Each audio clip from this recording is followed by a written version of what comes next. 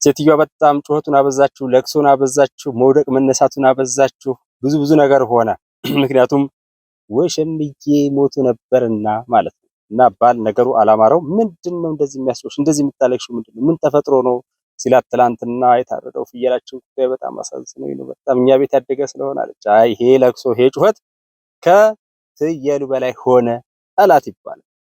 ባጭሩ ጉዳዩን ታውቁታላችሁ።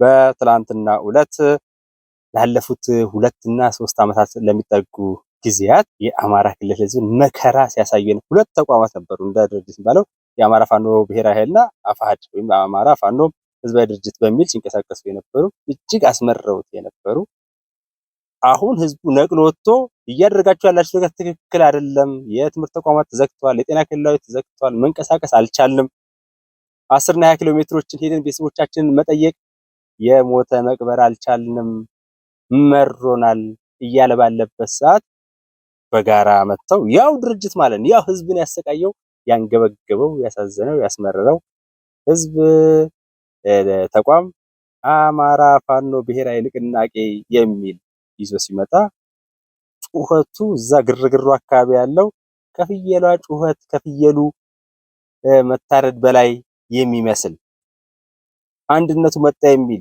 ጉሮ ሸባዬ እና በመሬት ላይ ያለው ጉዳይ ሌላ ነው፣ በሜዳ ላይ ያለው ጉዳይ ሌላ ነው፣ በሚዲያ ላይ ደግሞ ያለው ጉዳይ ሌላ ሆኖ የተመለከትነው ነገር ነበርና እንዴት ነው ይሄ ጉዳይ ጩኸቱ ለቅሶ ከፍየሏ መታረድ በላይ ሆነ እያልን ነበርና ይህንን እንግዲህ ወዳጃችን እስክንድር ነጋ በዛሬው ዕለት አፈንድቶታል።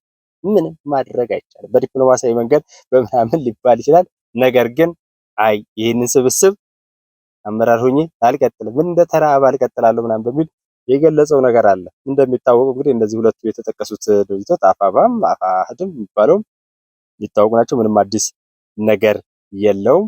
ሰውየው ግን ተቀጥሏል። ሁለቱም ድርጅቶች በነገራችን ላይ እንዳው እስክንድርና ዘመነ ብለን ብንጠቅሳቸው ከላይ ያለውን ነገር ተመልክተን በኪሳቸው ዘውድ ይዘው የሚዞሩ ናቸው። የሆነ ቦታ ላይ ትንፋሽ ሲያገኙ አረፍ ሲሉ ብድግ አድርገው ጭንቅላታቸው ላይ አስቀምጠው መንገስ የሚፈልጉ የነበሩ ናቸው። ከዛ ጀርባ ደግሞ አንድ ሁለት ሰዎችን መጥቀስ ፈልጋለሁ በዚህ አጋጣሚ ፈገግታችንን የሚያጭሩ ማለት ነው። ክቡራትና ክቡራን የአዲስ ምንጭ ቤተሰቦች በዚህ አጋጣሚ እንዴት ብላችሁ እንዴት አምስታችኋል? መሀል ላይ ቢሆንም ዕለቱ ጥር 12 ቀን 2018 ነው።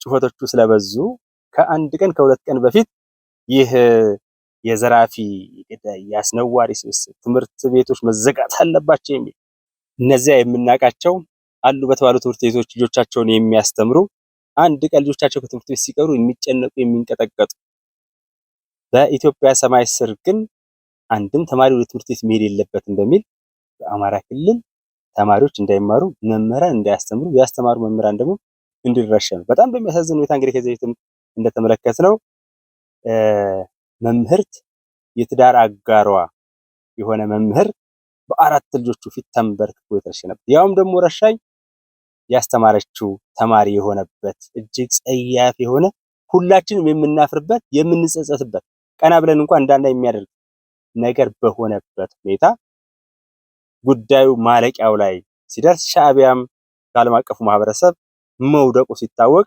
አዲስ አደረጃጀት ተብሎ አፋብን የሚል ነገር ሲመጣ እስኪ አይ የለም ይሄ ነገር ቆይ እውነት ለመናገር ሊቀመንበር ተደርጎ የሚመረጥ ኖሮ ያን ይላል ማለት አይደለም። ነገር ግን ሁሉም በኪሱ ዘውድ ይዞ የሚዞር በመሆኑ ይሄንን እንዳለ ማወቅ ይቻላል። ይሄንንም ካልኩኝ በኋላ ግን በሁለት ምክንያቶች እስኪን ጠንቀቅ በል ማለት ፈልጋለሁኝ። በዙሪያ ያለው ኃይል ምንም የማያውቁ ልጃገረዶችን ህይወት የሚቀጥፍ ነው። መምህራንን የሚታወቁ መምህራን በትግል ውስጥ ነበሩ የሚሏቸውን ለከፈል ምናምን እንደዛ ተጠቅሶ የማያልቅ ማለት ነው። በነገራችን ላይ ከተጀመረ ማለቂያ የለውም፣ ተዘርዝሮ አያልቅም። የሚያደርጉ ስለሆነ እስክንድርንም ጭዳ ከማድረግ ስለማይመለሱ ጠንቀቅ በል አንተ ብቻን ሳይሆን ደግሞ በዙሪያው እዛ ዋስትና ሰጥተው ያስገቡ አካላትም አነሰም በዛ ሊጠነቀቁ ይገባል ማለት ፈልጋለሁ። የእስክንድር ጉዳይ በጣም ያሳስበኛል ከዚህ አኳያ ማለት ነው። በሁለት ምክንያቶች፣ አንደኛ የቀድሞ ወዳጄ ነው አውቀዋለሁኝ። የስልጣን ፍላጎት ቢኖረውም አንዳንድ ነገሮች እንደው ኢኮ ምናምን ቢኖርም ቢሳካለት ያ ጠቅላይ ሚኒስትር መሆን አይፈልግም፣ ፕሬዚዳንት መሆን አይፈልግም፣ ንጉሠ ነገሥት መሆን ነው የሚፈልገው። ምንም ጥያቄ የለም። እዛ ውስጥ መግባት ብዙ አያስፈልግም። ጃንሆይ መባል ነው የሚፈልገው። እንደዛ ነው ይታወቃል። ከኋላ የነበረው ነገር አንዳንዶቹ ነገሮች ሰማ እንደመሆን እየደነገጡ መጥቻለሁ። ቤተሰቦችም የተማሩ ሆኖ ምናምን ብለው እንደዚህ አይነት ትርክት ውስጥ እንዴት እንደተገባ በጣም ይገርመኛል። ነገር ግን ይህም እንዳለ ሆኖ ሆን ብሎ ለማጥፋት ምናምን አይደለም። ግን ያለቀው አልቆ እኔ ዘውዶ ላይ እቀመጣለሁ የሚል ነገር አለ። ሁለተኛው ጉዳይ ግን የሚያሳስበኝ መጥቶ እውነቱን ቢነግረን በጣም ጥሩ ለኢትዮጵያ ሕዝብ ብዬ ስለማስብና ያም ደግሞ ትክክል ስለሆነ ከዛ አኳያ ይሄንና አንድ ሁለት ነገሮች ለመመረቅ ያክል እንግዲህ ወታደራዊ አዛዥ ምናምን በሚል እንግዲህ የቀድሞውን ጡረተኛ አዛውንቱን የእስር ቤት እንግዲህ የጨለማው ዘመን የረጅም ዘመናት አብሮኝ የነበረ ሰው ነውና እሱን ገፋፍተው እዛ ከተውት ወታደራዊ አዛዥ ብለውታልና የእሱ ጉዳይ እንኳን እንግዲህ ምንም ማድረግ አይቻልም። አንዳንድ ጊዜ የምንመርጠው መንገድ ራሱን የቻለ ሁኔታ ይኖረዋል። ምክትሏ ምሬ ነች። ያው ይሄ ከዚህ በላይ የለፈክታ ካልሆነ ሌላ የሚጠቅም ነገር አይኖረውም። ባጭሩ ግን የእስኬ ጉዳይ በጣም ያሳስበኛል። ምክንያቱም የወሰደው እርምጃ ያስተላለፈው አቋም ምንም እንኳን በአማራ ክልል ለሚኖረው ሕዝብ ብሎ ነው ብዬ ባላምንም ቢሆን ኖሮ እጅግ በሚያሳዝን ሁኔታ ላለፉት 2 እና ከዛ በላይ ለነበሩ ዓመታት ትምህርት ቤቶች ሲዘጉ በጣም በሚያሳዝን ሁኔታ መምህራን ሲረሸኑ፣ ሲሳቀቁ፣ ልጃገረዶች ሲደፈሩ ብዙ ነገር ሲሆን ነበረ ማቆም የነበረበት። ጉዳዩ እሱ አይደለም፣ ዘውድ በኪስ ይዞ የመዞር ጉዳይ ነው ብዬ ነው የማምነው። ነገር ግን አሁንም ቢሆን እያንዳንዷ ሰዓት እያንዳንዷ ደቂቃ ሁሉ ወደ ሰላም የሚመጣበት ነውና ይህንን አማራጭ ተጠቅሞ በአስቸኳይ ያሉትን እውነቶች በሙሉ ተጠቅሞ ማድረግ ያስፈልጋል ብዬ ስለማስብ ነው።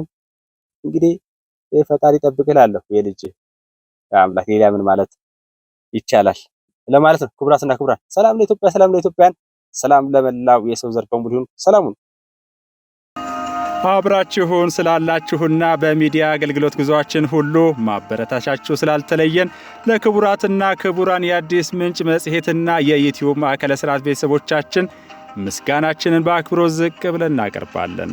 በአስተማማኝ መረጃ ማህበረሰብን መገንባት በሚል መሪ ቃል አዲስ ምንጭ መጽሔትን በየ15 ቀኑ ለአንባቢያን በማድረስ አንድ ተብሎ የተጀመረው ጉዞ በዩቲዩብ ማዕከለ ስርዓት ከ65,000 በላይ ንቁ ተሳትፎ በሚያደርጉ ቤተሰቦች ታጅቦ ቀጥሏል። በድጋሚ እናመሰግናለን።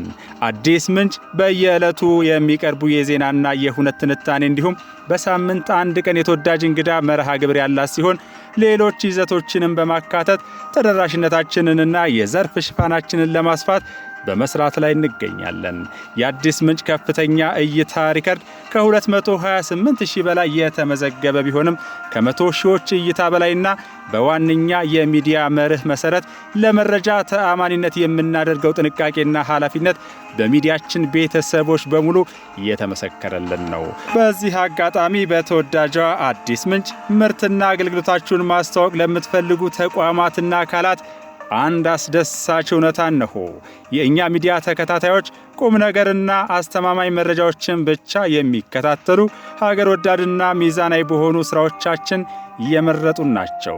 ስለዚህም ምርትና አገልግሎታችሁን ለማስተዋወቅ እንዲሁም በተለያየ መልኩ አብራችሁን ለመስራት በአስተማማኝ መረጃ ማህበረሰብን መገንባት በሚለው መርህ ላይ አሻራችሁን ማሳረፍ የምትፈልጉ በ0911 11 2589 ልትደውሉልን ወይም ዋትስአፕ ላይ መልእክታችሁን ልታስቀምጡልን ትችላላችሁ። እናመሰግናለን። የአዲስ ምንጭ ዝግጅት ክፍል